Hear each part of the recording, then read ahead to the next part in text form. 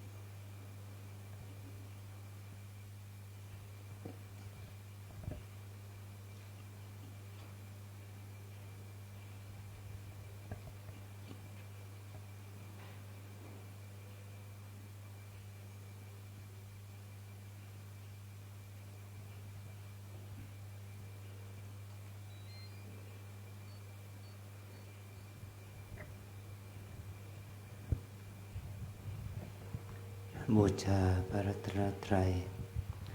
อิมินาสการเรนะ อิมินาสการเรนะ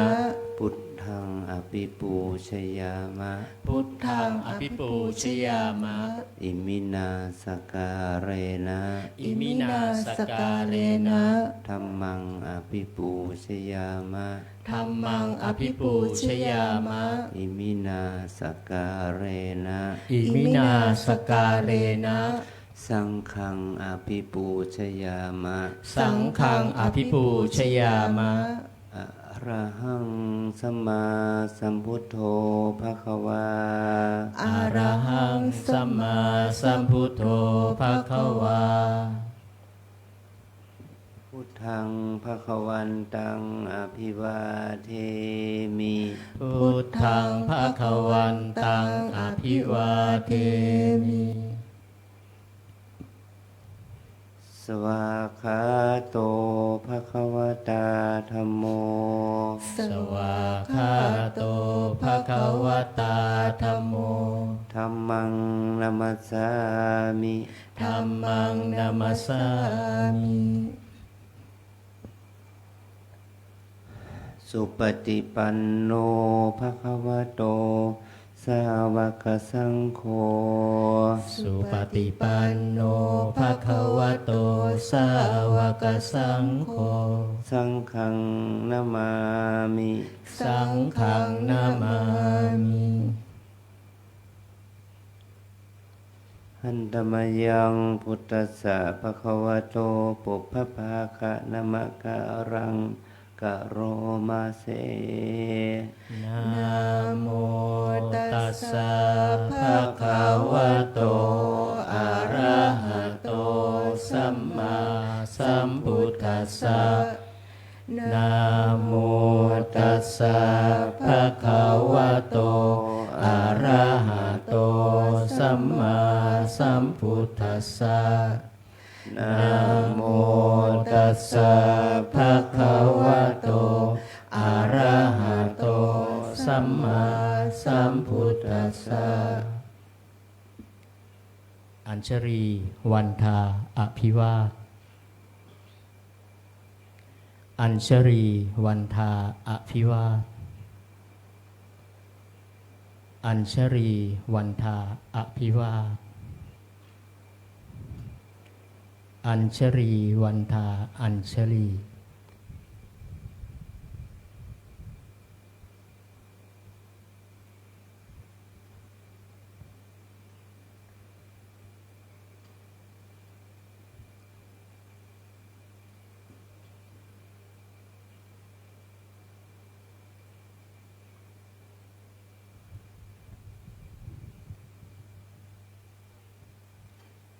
ขอนิมนต์พระภิกษุสงฆ์น้อมกราบท่านพระอาจารย์เจ้าคุณพร้อมกันสามเณรแม่ชีโยคีขอให้น้อมกราบทีหลังอัญชรีวันทาอภิวาทอัญชรีวันทาอภิวาทอัญชรีวันทาอภิวาทอัญชรีวันทาอัญชลี ขอนิมนต์สามเณรขอเชิญคณะแม่ชีโยคีและศรัทธาทุกท่านน้อมกราบพระเจ้าคุณพระอาจารย์พร้อมกันค่ะอัญชลีวันทาอภิวาทอัญชลีวันทาอภิวาทอัญชลีวันทาอภิวาทอัญชลีวันทาอัญชลีขออนุโมทนาต่อความดีที่พวกเราทั้งหลายได้กระทำบำเพ็ญขอบุญนี้จงเป็นอานิสงส์ให้เราจะเดินในสมาปฏิบัติ เพื่อความดับทุกข์เพื่อปฏิภาณเป็นที่สุด จงบังเกิดผลแก่พวกเราทั้งหลายจงทุกข์ทั่วหน้ากันด้วยเถิด สาธุสาธุสาธุ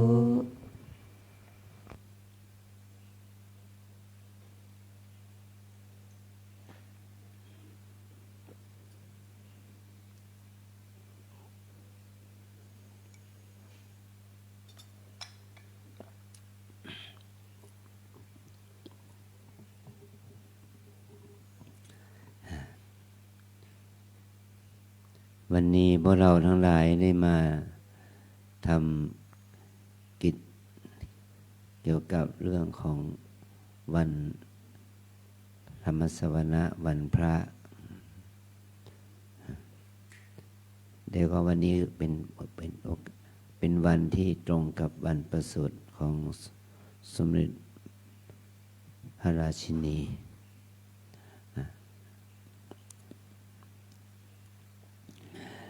นี่ก็มันตรงกับวันพระที่เป็นการกำหนดโดยปฏิทินจันทรคติแต่บังเอิญเป็นตรงกับวันประสูติของพระบรมราชินีเราก็ได้ทำกิจกรรมเมื่อเช้าอาจารย์ก็ไม่ได้ร่วมรับบาตรกับพวกเราไม่ได้รับบาตรกับศรัทธาญาติโยมเพราะว่าเราต้องไปทำกิจกรรมในฐานะที่หน่วยราชการทุกภาคส่วนได้ทำบุญถวายเป็นพระกุศลแด่พระองค์ท่านนี่เพราะว่าเราได้ทำประโยชน์มานึกถึงความเกิดเรียกว่าชาตะแปลว่าการเกิดความได้บังเกิดในมนุษย์ในมนุษย์โลกที่ชีวิตของใครก็แล้วแต่ถ้าเกิดในฐานะเป็นมนุษย์เราเรียกว่ามนุษย์สมบัติมนุษย์ภูมิเนี่ยเพราะการที่เราได้เกิดเป็นมนุษย์ในมนุษย์ภูมิในภูมิของมนุษย์ท่านถือว่าผู้คนที่มีจิตน้อมเข้าสู่สภาพที่ได้รูปนามเป็นมนุษย์เนี่ยถือว่าสภาพจิตของเขาเหล่านั้นทุกคนมีสภาพจิตที่เป็นมหากุศล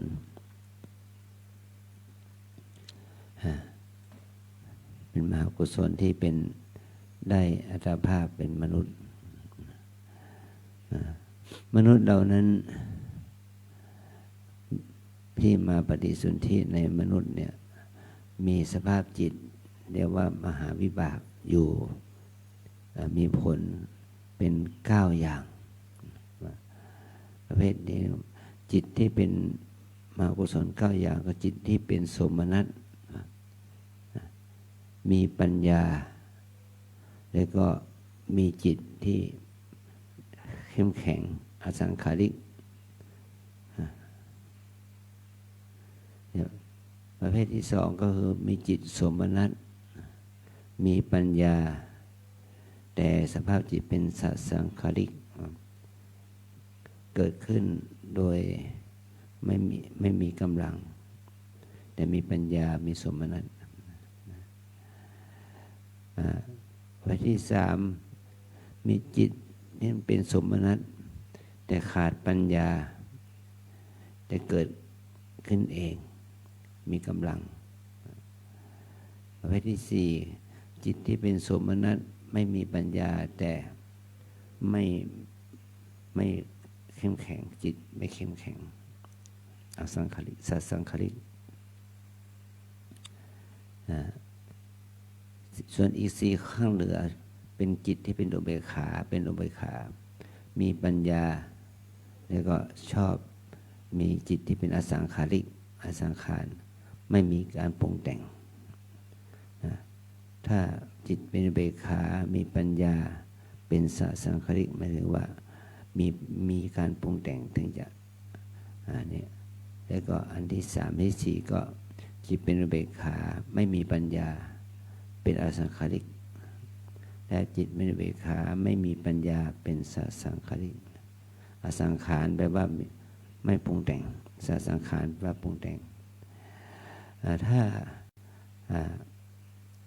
เป็นประเภทที่ว่าเป็นมนุษย์แต่ว่าเป็นพวกบ้าบดหนวกปัญญาอ่อนอันนี้เป็นจิตอุเบกขาขาดปัญญาเนี่ยก็จะเกิดเป็นคนบดโลกบ้าปัญญาอ่อนนะ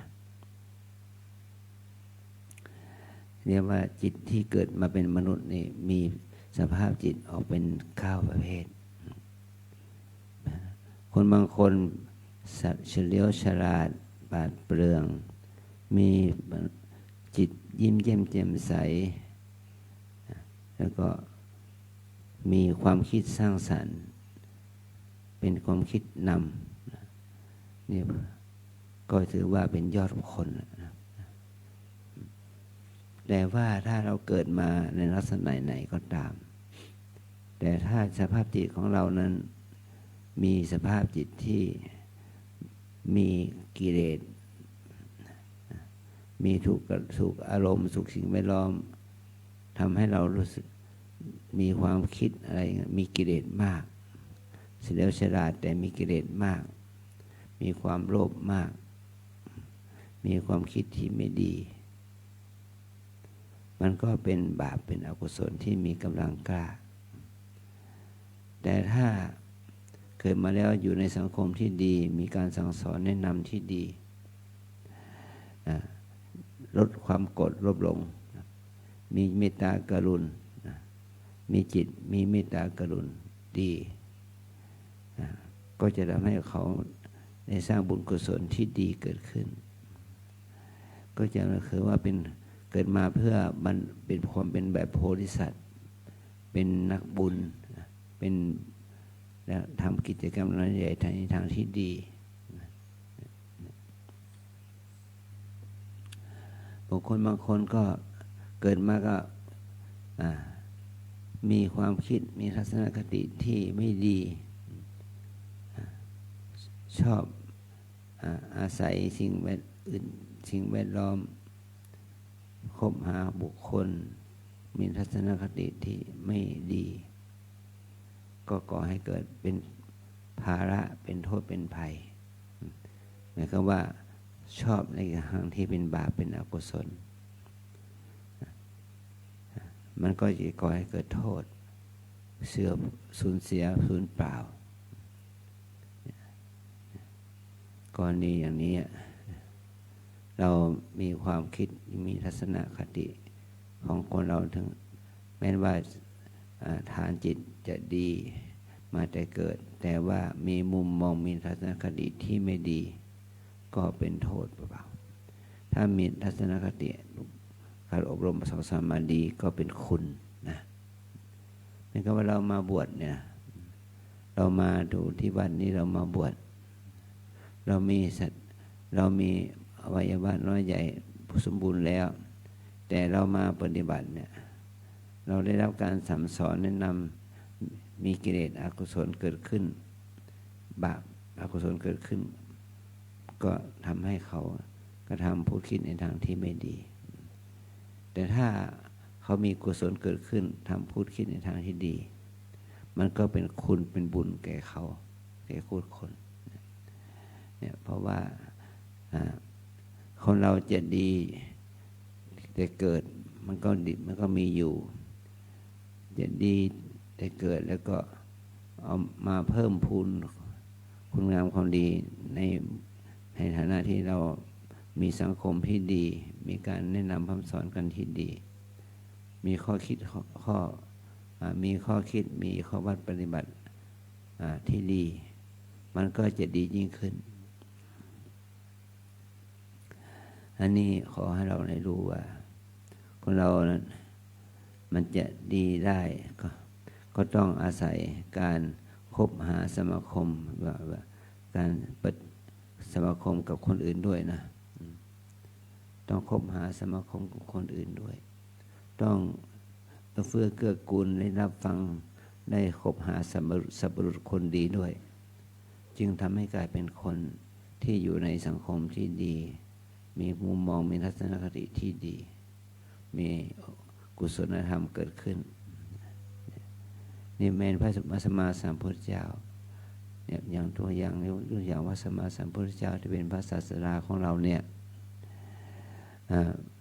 ความดีของพระองค์นั้นเป็นบารมีที่มาแต่เกิด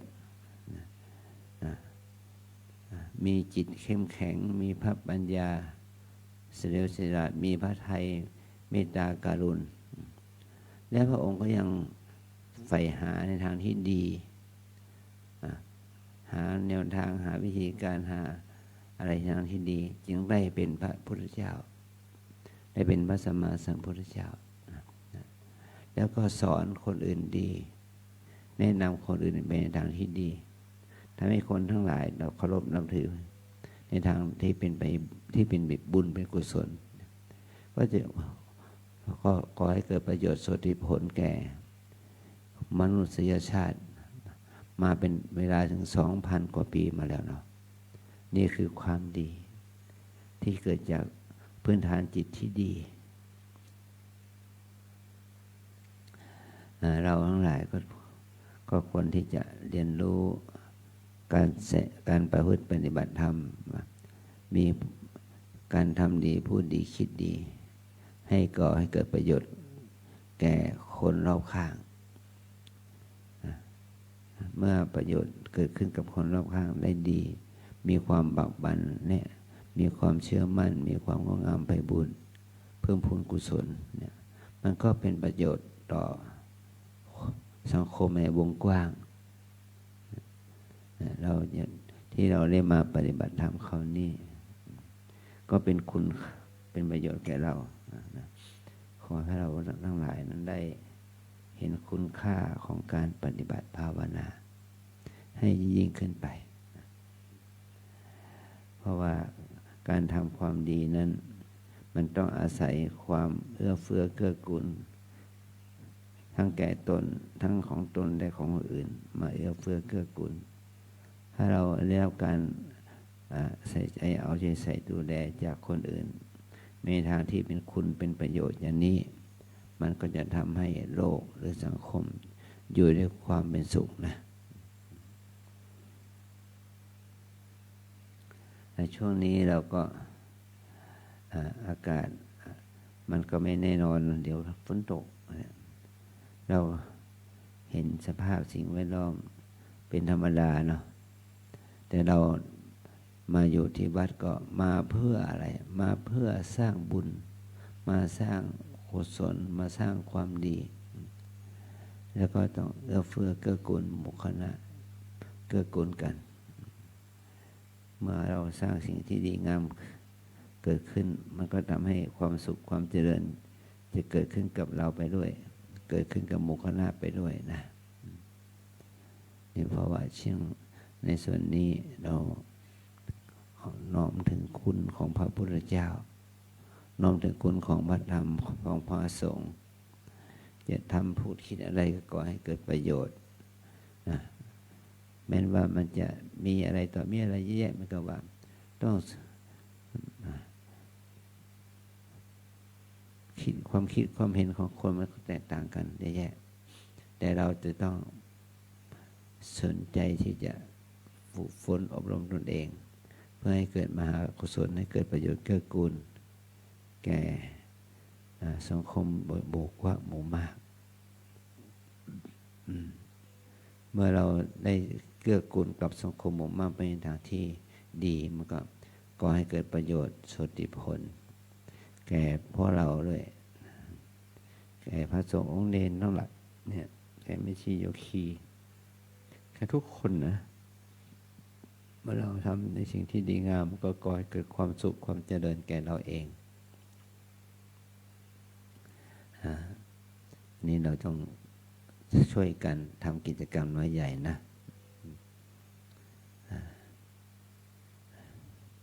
เพื่อประโยชน์สุทธิผลคือกวนหมู่คณะ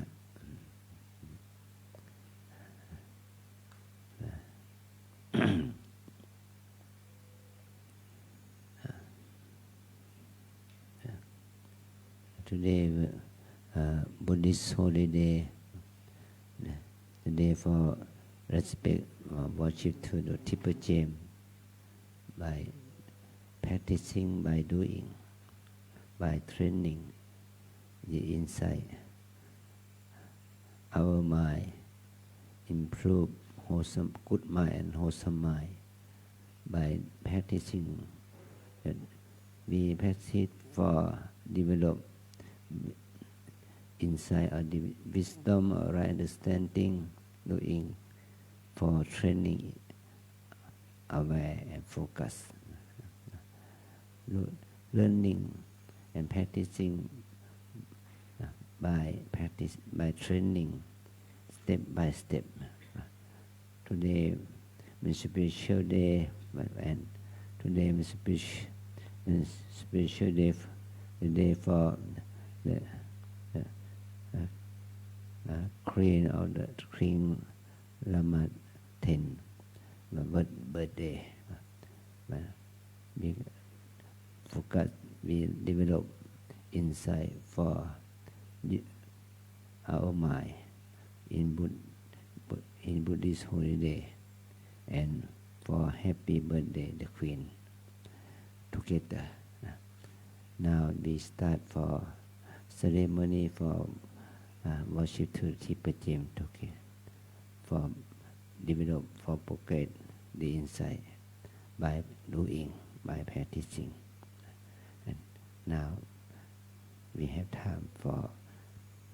doing good, for develop insight. ตอนนี้ไปเราให้พรโยมนะ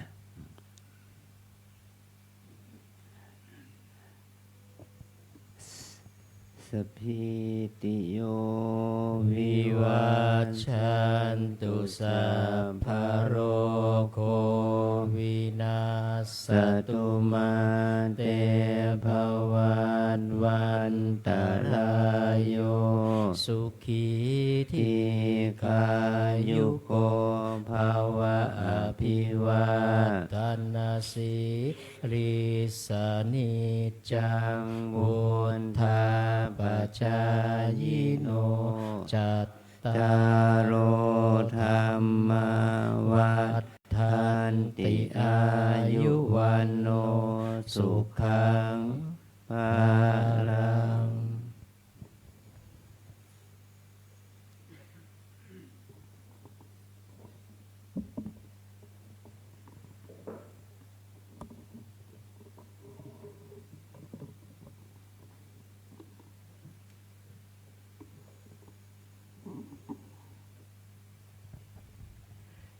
ขอนิมนต์พระภิกษุสงฆ์สามเณรเจริญพรแม่ชีโยคีนั่งคุกเข่าพนมมือด้วยดอกไม้ธูปเทียน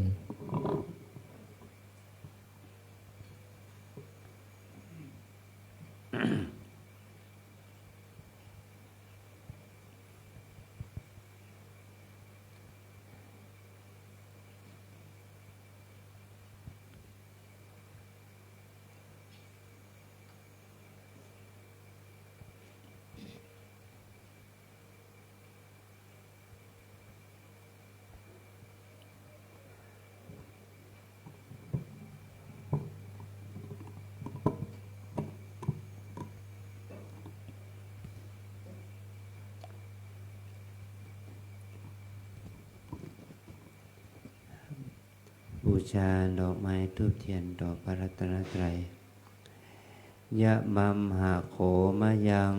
ยะมังหะโขมะยัง ภะคะวันตัง ภคะวันตัง สารนังคตา สารนังคตา เราเป็นผู้ถึง เราเป็นผู้ถึง พระผู้มีพระภาคเจ้า พระผู้มีพระภาคเจ้า พระองค์ใด พระองค์ใด ว่าเป็นสารณะ ว่าเป็นสารณะ โยโนภะคะวาสัทธา โยโนภควาสัทธา พระผู้มีพระภาคเจ้า พระผู้มีพระภาคเจ้า พระองค์ใด พระองค์ใด เป็นศาสดาของเรา เป็นศาสดาของเรา ยัสสจะมะยัง ยัสสจะมะยัง ภะคะวะโตธัมมัง ภควโตธัมมัง โปรเจมะ โปเจมะ และเราชอบใจ และเราชอบใจ ธรรมของพระผู้มีพระภาคเจ้า ธรรมของพระผู้มีพระภาคเจ้า พระองค์ใด พระองค์ใด อิเมหิ อิเมหิ สกการเรหิ สักการเรหิ ตังภควันตัง ตังภควันตัง สะธัมมัง สัทธัมมัง สะสังฆัง สัสังฆัง อภิปูชยามะ อภิปูชยามะ เราตั้งใจบูชา เราตั้งใจบูชา พระผู้มีพระภาคเจ้า พระผู้มีพระภาคเจ้า พระองค์นั้น พระองค์นั้น พร้อมทั้งพระธรรม พร้อมทั้งพระธรรม พร้อมทั้งพระสงฆ์ พร้อมทั้งพระสงฆ์ ด้วยเครื่องสักการะทั้งหลายเหล่านี้ ด้วยเครื่องสักการะทั้งหลายเหล่านี้ อะระหังสัมมาสัมพุทโธภควา อะระหังสัมมาสัมพุทโธภควา พุทธังภควันตังอภิวาเทมิ พุทธังภควันตังอภิวาเทมิ สวาคาโตภควตาธัมโม สวากขาโตภควตาธัมโม ธัมมังนามัสสามิ ธัมมังนามัสสามิ สุปฏิปันโนภควโตสาวกสังโฆ สุปฏิปันโนภควโตสาวกสังโฆ สังฆังนามามิ สังฆังนามามิ หันธรรมยังพุทธัสสะภควโตปุพพาคะนะมะกะรังกะโรมาเส นะโมตัสสะภะคะวะโตอะระหะโตสัมมาสัมพุทธัสสะนะโมตัสสะภะคะวะโตอะระหะโตสัมมาสัมพุทธัสสะนะโมตัสสะภะคะวะโตอะระหะโตสัมมาสัมพุทธัสสะ หันธรรมยังพุทธานุสตินะยังกะโรมาเส อิติปิโสภะคะวาอะระหังสัมมาสัมพุทโธวิชาจารณสัมปันโนสุขโตโรกาวิทูอนุตตโรปุริสธรรมมัสสารทิสัทธาเท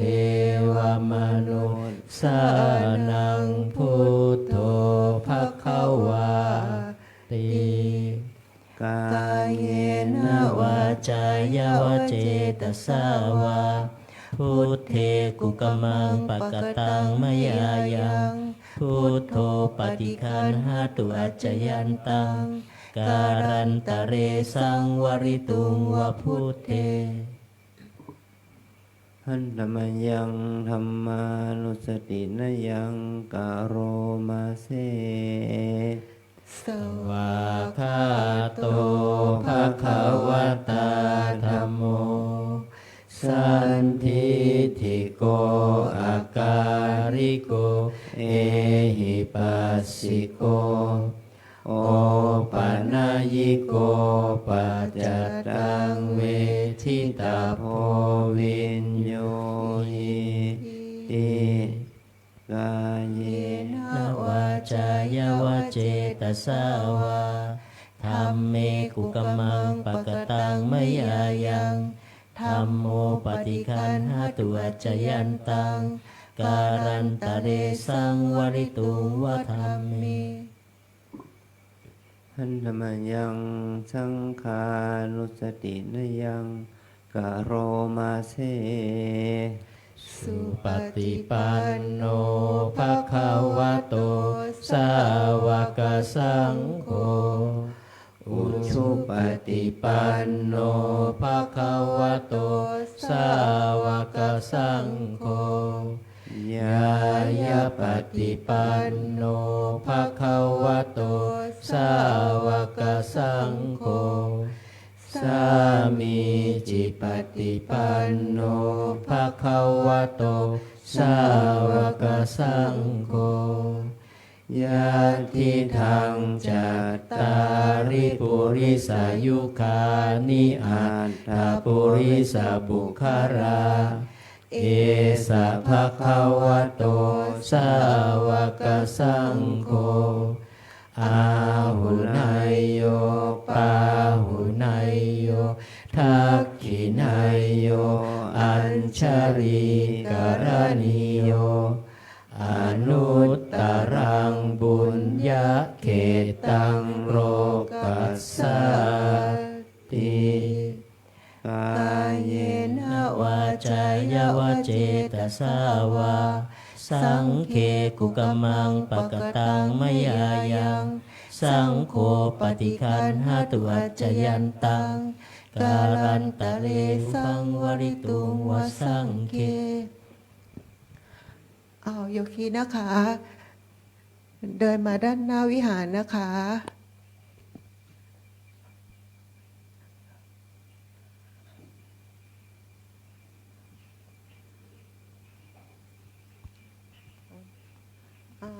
เราจะตั้งแถวหน้ากระดานเรียง3นะคะใครที่ต่อเทียนจากเพื่อนดูไส้เทียนด้วยนะดึงไส้เทียนให้มันตั้งขึ้นนะคะ